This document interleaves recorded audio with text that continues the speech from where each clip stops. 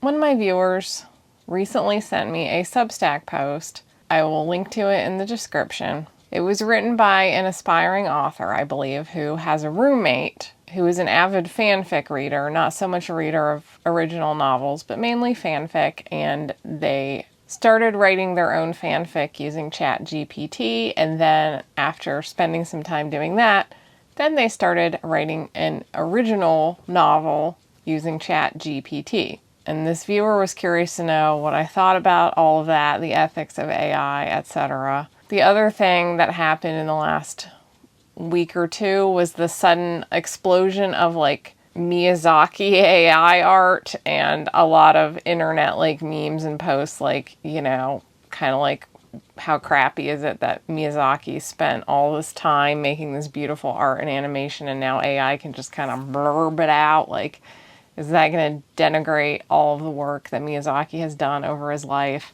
Along with a general mood of somewhat doom and gloom among the artistic people that I follow. I have not had the best month myself, I have to confess. My book sales as well as my eBay sales, which are two extremely different markets, but they both dropped like 70%. I expect it will probably stabilize a little bit, but that is always a very nerve-wracking thing to see, especially when you're already not really making enough money yet.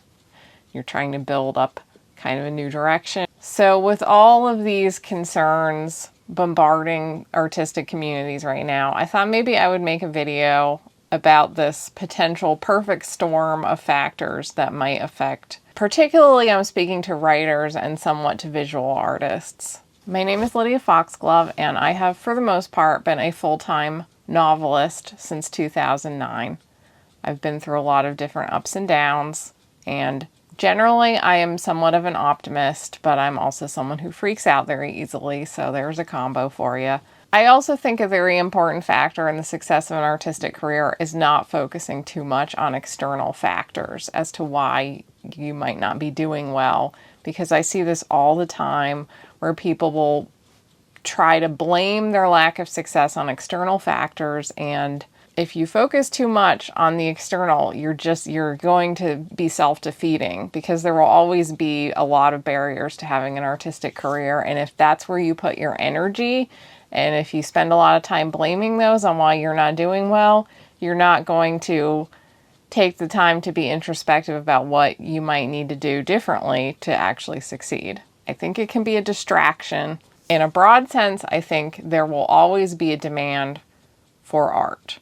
Real art made by real people. But I'm also realistic with you guys. And if I was starting my artistic career anytime between now and when I actually did start, and I had to pick a year to begin, this probably would not be the year I would choose. I do think that it is worth considering that we might be going through a lot right now that is making it a little more difficult than it has been in sometimes in the past. So let's talk about some of this stuff. So here's what we have going on. Most sales are governed by social media algorithms that tend to promote the most popular works that appeal to a broad audience, or things that garner a lot of engagement, shock value, things like that. This means that quirkier things can get lost in the shuffle, even if there is an audience for those quirkier things. Social media is almost necessary to promote your work. Social media is definitely fragmenting at the moment. It used to be that if you were on Twitter and Facebook and Instagram and Facebook have been somewhat integrated for a long time, so you really only have to post on one and have cross-post on the other, you pretty much covered the majority of your audience. That is becoming less and less true all the time. There is definitely a rise in AI art and AI writing that is already making it difficult for some types of writers and artists to make a living, such as like freelance writers of articles and certain types of visual artists whom AI is very easy to copy. We also have very low consumer confidence. There is concerns with defunding libraries, which is going to have a ripple effect on all writers. There has been some boycotting of large platforms like Amazon.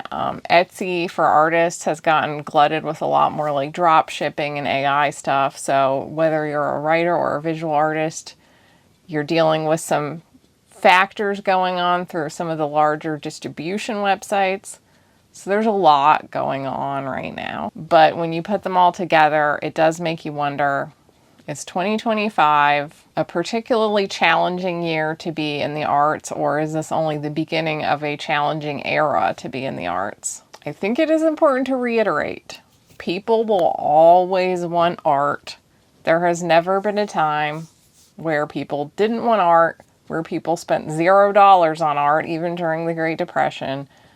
There are always people launching their artistic careers and finding success either quickly or slowly. It is always possible. So I think it's important to keep hold of that sense of possibility. There is never a fantastic time to make money in an artistic career. It's always something you do because you're crazy, not because you want to be rich. So if you want to do it, the best time to start is always now, no matter how bad of a time it is. As far as all these factors I've mentioned, when it comes to the more broad economic factors, like is there going to be a recession? Are tariffs going to impact cost of paper books or artistic supplies? Those things are going to impact a huge swath of businesses. So I'm not going to talk about them particularly. I had a video about having a writing career during a recession, and I don't think I'm going to go into it any more deeply because there are other businesses that will probably be impacted just as much, if not more, than writing. So like that's just something that everybody has to grapple with. The changes in social media, I personally see as potentially a positive, because when it was only Facebook and Twitter and those two algorithms, you really were kind of a slave to what those particular platforms demanded and what those particular algorithms promoted. And every platform works a little bit differently. So if some people are on this platform, some people are on this platform, if you have more people mainly on Reddit and more people mainly on YouTube and some on Blue Sky, you're not going to get as much of an audience as you would when everybody's in the same place, but you can tailor your content and your audience a little better to the type of people that resonate with you. So I feel like in the long term, if social media evolves to be more fragmented and maybe we even see some more platforms pop up, I think that is good for art as a whole, because I think there might be a little more room for people to sell quirkier books again, whereas that was very difficult when platforms were very consolidated. There are definitely challenges to it, especially if you write a book that's kind of a very of the moment, like trying to make a lot of money quickly, which was my first book under my pen name, was very much written to a trend. I was trying to make a lot of money quickly, and it worked very well at the time because it was really easy to just do Amazon ads, Facebook ads, etc. I think it is a little harder to like do a marketing blitz and make a lot of money quickly. People are still doing it, but I do think it is a little more difficult because the price of ads has gone up and the ads themselves have gotten less effective than they used to be. And that does matter because much as publishers fund their quirkier books by publishing a Sarah J. Maas, Brandon Sanderson, a Fourth Wing, the big books that sell a lot of copies, I as an indie author fund my quirkier projects based on the earnings I have made on written to market projects. And I would not be doing any of this, YouTube or writing my fantasy novels right now, if it had not been for my earlier successes with books written to market. I would probably just be working in retail or something. So that is a bit of a downside. Generally, I did not love the monoculture of social media, and I would love to see it evolve further, frankly, getting back into more actual social communities and easier to make friends and have real conversations. I think there's a great hunger for that, and I would love to see social media continue to change in ways that are positive for society as a whole. Now, whether it will do that, I don't know, but there's definitely like a change in the air of some kind. And my stomach is growling so loudly because I haven't eaten anything. I'm just trying to get this video done, but I'm sorry if you hear stomach growls. I think I'm going to hold the microphone a little higher. I'm sorry. Now let's talk about AI. That's perhaps the most concerning and unknown factor right now to me. Currently, I do not use any AI tools, and I have no plans to do so at the moment. Partly that's because I'm just not interested. I don't want that kind of bland AI style. I like the process of creating, and there are ethical concerns. My books and the books of everybody that I know were scraped from the internet to generate these AI engines. So every time you use AI to create art or writing, you're basically ripping off the works of people who actually spent time making them. And there's a heavy environmental load to AI as well, which, I mean, I don't know what the environmental load is of me uploading a bunch of YouTube videos, so I don't feel like I can get too hung up on that part, but I do think about these things, and I don't want to just waste resources just to have fun with AI. The other thing about AI tools is that when I have used them, I found them incredibly frustrating. I have something very specific in mind, and whenever I have tried to see, like, well, let's see if AI could generate that. Like, I'm working on the cover of my book, The Potion Dealers, and I need some silhouettes of people. I want to draw them myself because I know they need to be very specific. But I thought maybe AI could generate like a kind of template, like a more generic pose silhouette person that I could put into the drawing software, and then I could kind of add to it so that at least the basic proportions would already be there, blah de blah. That's probably about the only way that I would use AI at the moment, is just kind of as more of a tool than like to actually create the art. But what it kept giving me was not at all what I wanted or could use. So there's kind of a learning curve to actually getting AI to do what you want it to do, and I don't even know what that is. So I just get frustrated in the rare instance that I try to use AI. But this is not true for everybody. I know plenty of writers who are using AI, and artists too. So to go back to the example that I mentioned in the beginning of the video, this person was using AI to write fanfic tailor-made to their tastes, and then to write original works that were tailor-made to specifically what they want. They would have the AI spit out a chapter, and then they could go back and ask for it to be a little more this or a little more that. I can see the appeal of this. When I was younger, and I wasn't that good of a writer yet, I remember that hunger for a certain type of story that I would be trying to write and kind of knowing that I was failing at it. And I think it probably would have been fun for me to play with an AI tool that was a better writer than I was. I can also see the appeal in a category of creation that I am not good at all and don't have time to cultivate. Like, I've always wanted to make a video game, and I don't have time to learn how to code and make my own video game. So what if I could tell an AI what I wanted the video game to look like, and it would create the code itself, and I could just tweak the parts that I wanted tweaked. There is some temptation in that, and that could be where we're going, where it will eliminate some of the learning curve for certain skills. Then you have more competition, and like with a game, then the games that are actually the most fun to play or have the best storyline or the best design might rise to the top. But when there's more competition, that affects things. And that is true of everything. If you've always wanted to write, but you don't really want to take the time to learn to be a great writer, you can generate stories in AI and then just tweak them rather than writing an original story. And you could potentially come out with something pretty decent. I've also talked before about how in indie publishing, quite a few of the writers that I know were already behaving like AI. They would try to write to market by reading a bunch of books in that genre, taking notes about what tropes worked, what writing style works.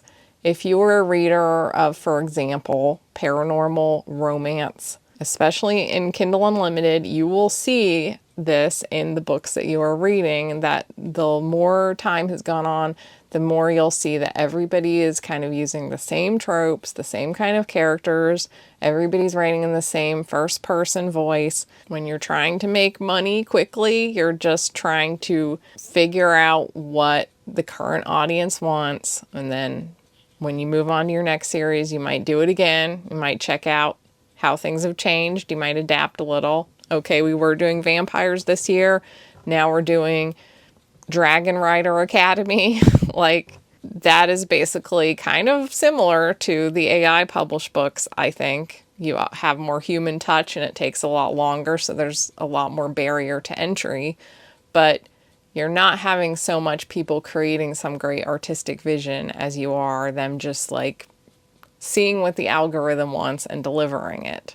So then the question is it really that much worse for AI to just smooth this process over and make it a little quicker? And as a writer, these are definitely the things that can keep me awake at night, that there are going to be a bunch of writers using AI tools to write 75% of their book, and then they're only taking 25% of the time to just kind of tweak things, make sure it all makes sense, and make sure, add in a couple more human jokes or better description or whatever to make it feel a little more real, but then able to churn out a bunch of books and that readers will love them. Because the example I originally brought up was somebody who was very happy reading fanfic that ChatGPT wrote. So I'm not super hopeful that a lot of voracious readers will not happily gobble up AI written books. And while quite a few people have ethical concerns with AI, both as creators and consumers, that presumes that you can actually tell who is using AI. And we've already seen some instances where there is software that tries to determine if something is AI, and people have put like famous paintings in it, and it's like, that's AI.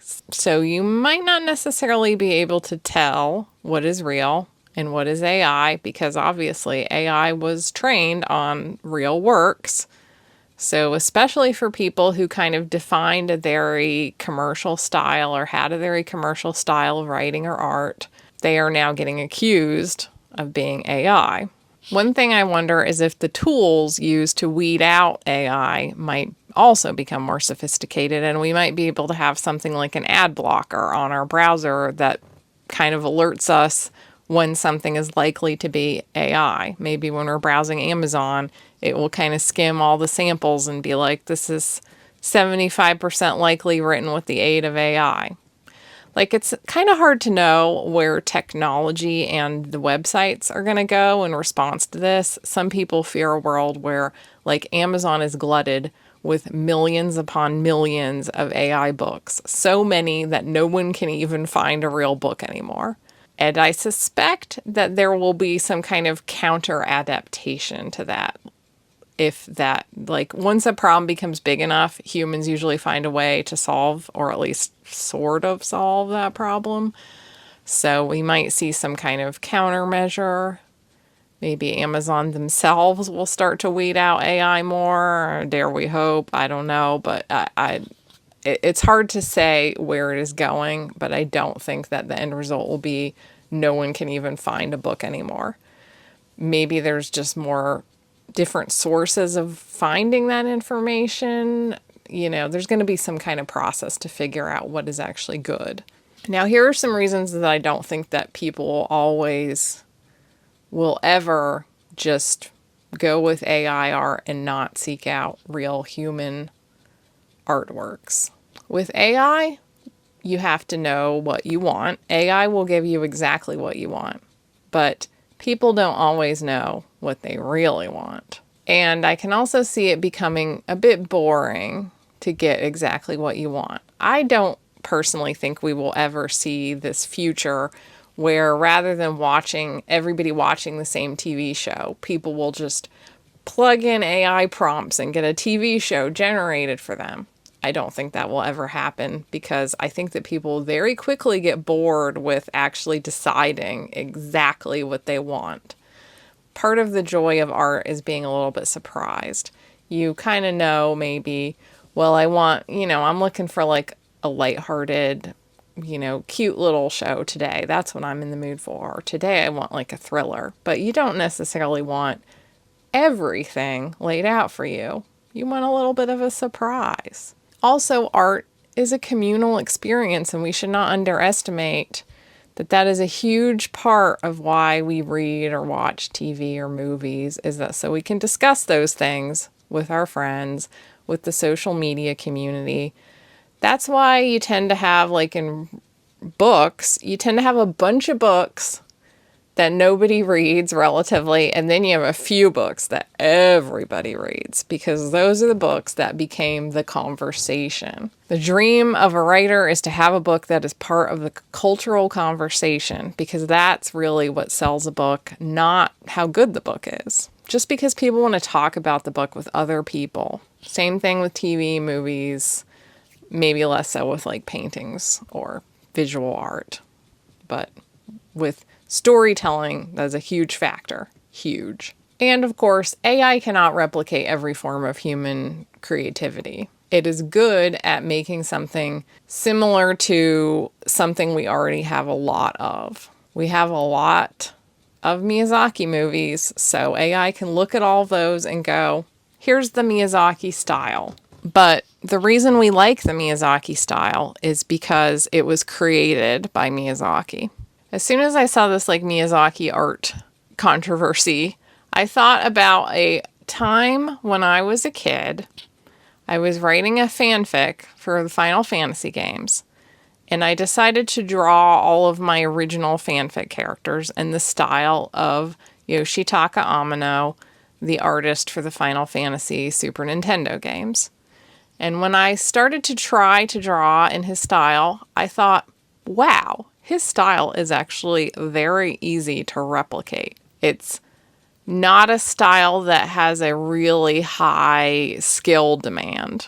I've tried to copy the styles of other artists that are very hard to nail, or at least feel like I nailed it. But Amano was not one of those. I felt like when I looked at my sketches that were copies of his style, I was very satisfied with them. I felt like, yeah, these are totally seem like sketches he could have done.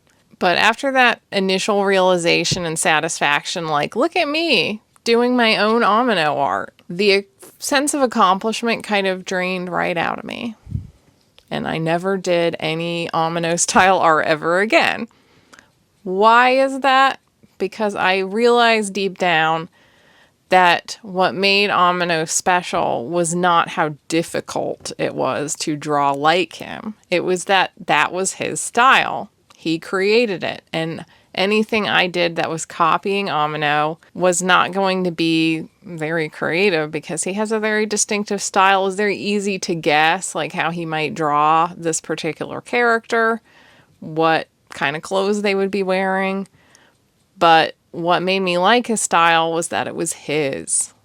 So me drawing in his style just wasn't special. I wanted my own style. And I can never have come up with the Amano style independent of seeing his artwork. His style has nods to other artists in it, but it is his own, and you know it when you see it, and that is what makes us special. And I think that's what makes so much of art special. This is something that I think is particularly true of visual art, is having that style. It gives us this thing in our brains, wow, look at that. This is that person's vision, that person's particular color palette, their line work, that thing they do, the feeling it gives you. I don't want an AI version of that, because then it's that wasn't what was special about it. The thing that was special was not the actual just the lines or the colors. It was that knowing that person created that whole universe of visual delight. We will continue to want new universes of visual delight. When I started this channel, the AI conversation was just starting to become a little nerve-wracking, and it was a factor when I moved into this new direction with my own career, because my predictions is that certain things will become increasingly important over the next, let's say, decade or so. One is that we will crave that little bit of uniqueness that we know is not from AI. is not driven by the algorithm. We might still want things that feel somewhat familiar or fit a trend or a trope that we like. That's always true. But we're also going to crave that little something extra in our art more than ever, is my prediction. And I also think that the connection with the creator and knowing like the process behind making it, more about their thoughts and who they are as a person, I think that will become more important. I was very reluctant to have this kind of very public and honest social media presence for a long time because it is not always easy. I finally succumbed to it because I think that it is just a way to build a career and have some real impact on your audience that you will miss if you stay very private.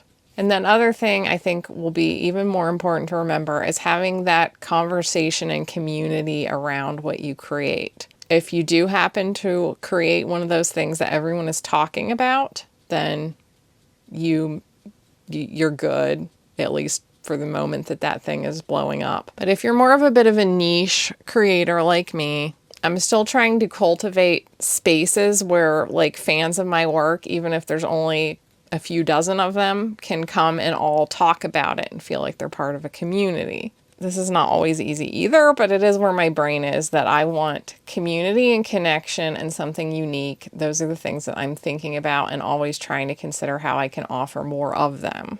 And these are things that AI absolutely cannot do, at least not right now. And with all that in mind, that was also why I decided that this was the moment to start writing the stories that take place in my fantasy world, which if you've been watching this channel regularly, you will know that I've been writing the same fantasy world for 30 years. The characters are very deep and intertwined, and the world building is very involved. Not like impenetrable, hopefully, but you know, it has a depth that you can't just create using ChatGPT. This is the moment to cultivate something like that AI cannot do. So yeah, those are my broad thoughts about all this. And like I said, if you are just starting your artistic endeavors, I don't think you are wrong to feel a little intimidated at this present moment, but don't let that hold you back. There will always be a hunger for new artistic voices. I would say that none of us knows exactly what is going to happen in years to come in the creative space, but that connection between what people crave in art and the particular spark that you can offer them, if you can find the spot where those two desires meet, your desire to create and people's desire to feel something, then there will always be a place for you. So try not to despair. Try not to get too caught up in those external concerns and just keep trying to find ways to connect with people. Thank you for supporting this channel. And if you have any thoughts on AI, algorithms, where do you think AI is going? How scared are you about it? Or are you using these tools and are you very excited about them? Where are you on that spectrum? Just try not to argue with each other too much. If you would like more from me, my members get 2 bonus videos every month. You can access them either through YouTube memberships as well as Patreon and Substack. And Patreon and Substack also have free content whenever I feel like it. And those two also have access to my Discord community, which I've been thinking lately more about how I can offer a community for both writers and other types of artists, craftsy people, just to talk about the creative process. So I'm thinking about that all the time, how I can improve that. I always love suggestions about how I can improve it too. If you happen to have anything you really want in a community, let me know. And if you'd like to check out any of my books, there's a link in the description. And I will see you next time. Bye!